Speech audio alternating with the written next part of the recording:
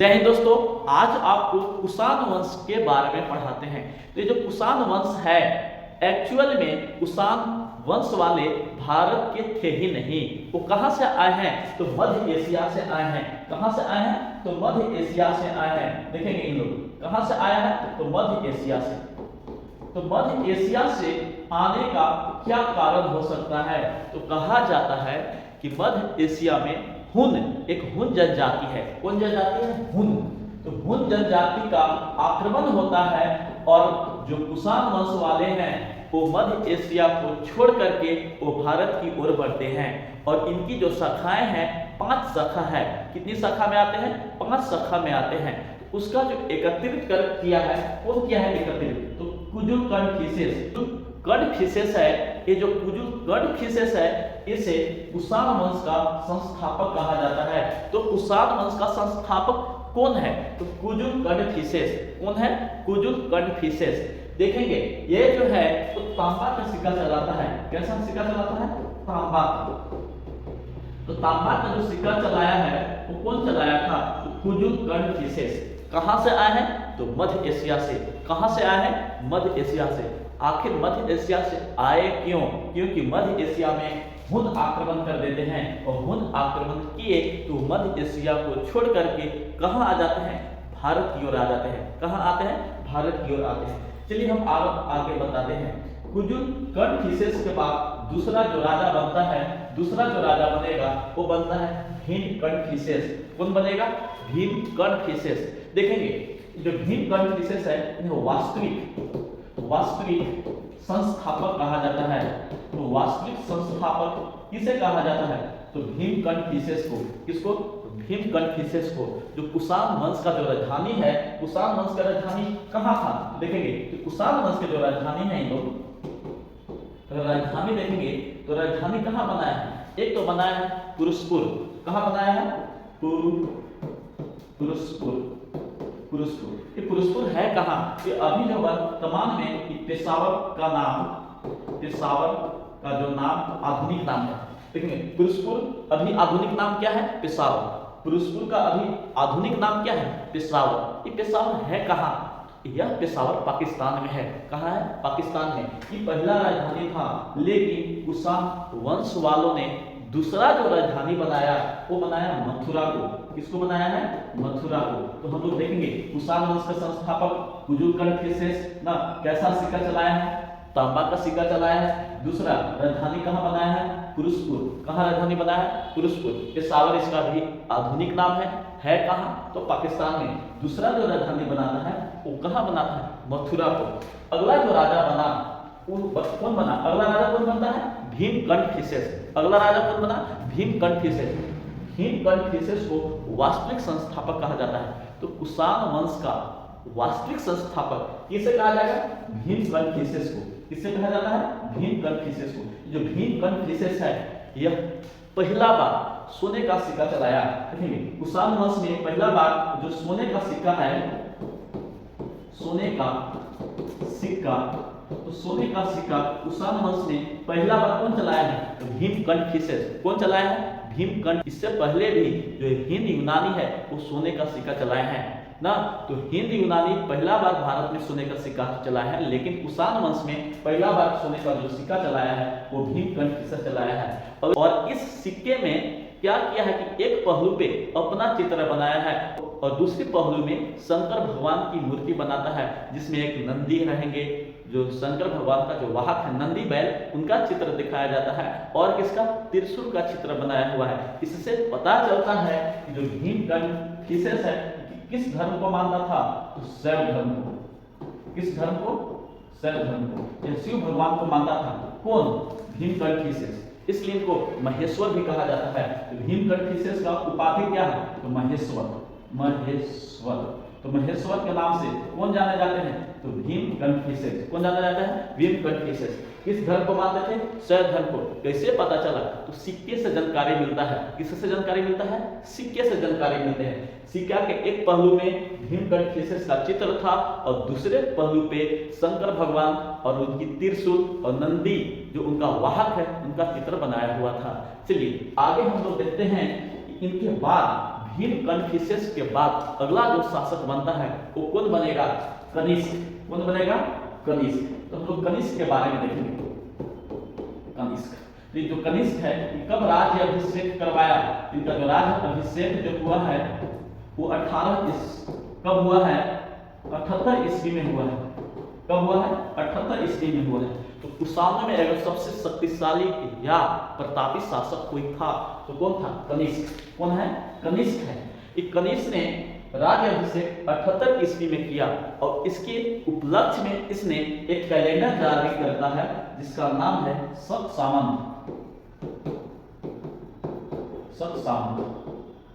तो शक सामंत कैलेंडर कितना ईस्वी में जारी हुआ है? 78 ईस्वी में। कितना ईस्वी में? 78 ईस्वी में। कौन जारी किया है? तो कनिष्क। कौन जारी किया है? कनिष्क जारी किया है। इनका जो शासन काल है 78 ईस्वी से लेकर के 101 ईस्वी तक रहता है। चलिए देखेंगे कि जो कनिष्क हैं इनको इतना महान या इतना प्रतापी शासक क्यों कहा जाता है? कहा जाता है कि कनिष्क को ना, कनिष्क का एक उपाधि है, बताते हैं कनिष्क का उपाधि। अगर कनिष्क का उपाधि देखेंगे तो दूसरा अशोक कहा जाता है ना। तो जो दूसरा अशोक है, दूसरा अशोक, दूसरा अशोक किसे कहा जाता है? कनिष्क को। किसको कहा जाता है? कनिष्क को। हम बता दें कि जो कनिष्क हैं यह बौद्ध धर्म से प्रेरित होते हैं और इन्होंने बौद्ध धर्म को अपना लिया। क्योंकि इनके पिताजी भीम कनफ्यूशियस किस धर्म को मानते हैं? शैव धर्म को मानते हैं। किस धर्म को?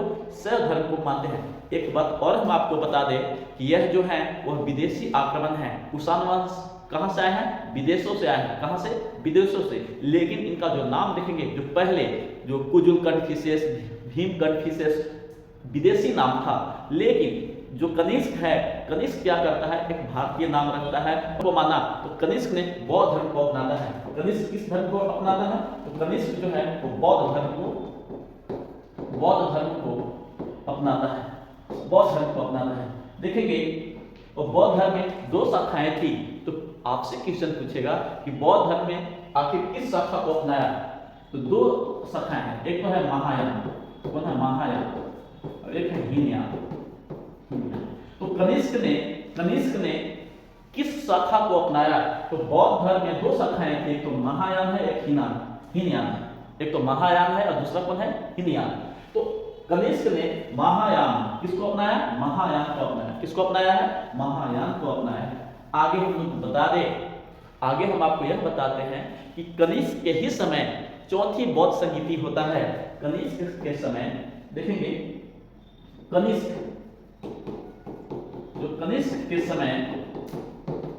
के समय क्या होती है?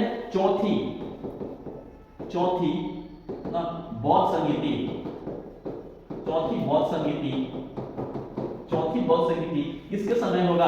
तो कनिष्क के समय होगा। किसके समय होगा? कनिष्क समय। कहाँ होगा? कुंडलबंध है कहाँ चौथी बौद्ध संगीति होती है? तो कुंडलबंध में। कहाँ होती है?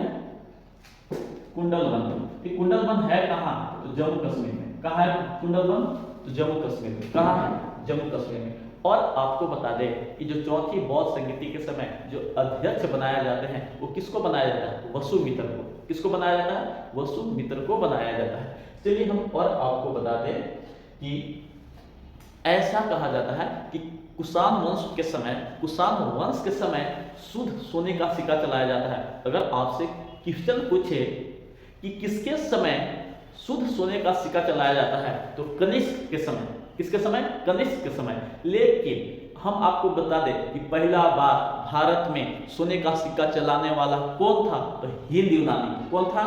हिंद यूनानी। लेकिन शुद्ध सोने का सिक्का कहे कि शुद्ध सोना का सिक्का किसने चलाया है जी? तो कनिष्क ने। शुद्ध सोने का सिक्का, शुद्ध सोने का सिक्का कौन चलाया है? कनिष्क ने। क्या इससे पहले भीम कनफ्यूशियस सोने का सिक्का नहीं चलाया है? चलाया है। तो वह शुद्ध सोने का सिक्का नहीं था। एक शुद्ध सोने का सिक्का किसने चलाया है? तो कनिष्क ने। किसने चलाया है? कनिष्क ने।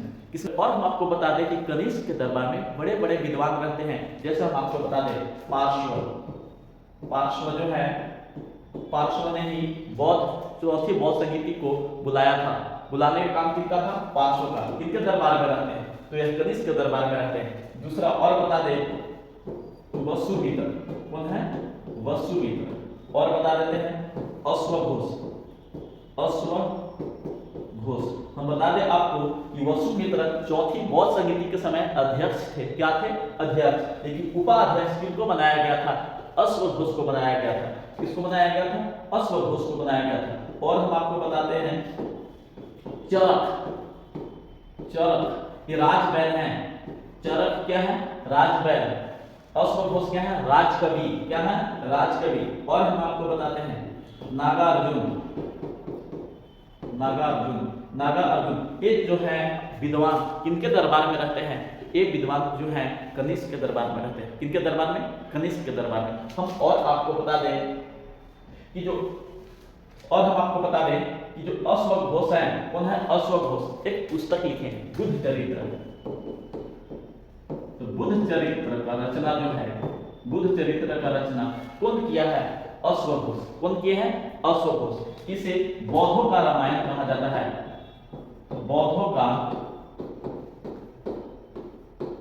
रामायण किसे कहा जाता है? तो बुद्ध चरित्र का रचना कौन किए हैं? अश्वघोष। कौन रचना किया है? अश्वघोष।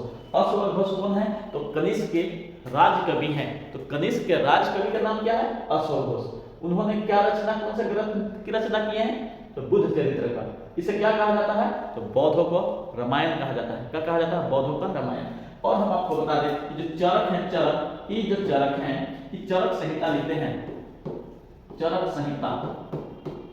तो चरक संहिता का रचना, चरक संहिता का रचना कौन किया है? तो चरक संहिता का रचना, चरक संहिता, चरक संहिता की रचना कौन किए हैं? चरक। कौन किए हैं? चरक। ये राजवैद हैं। क्या है?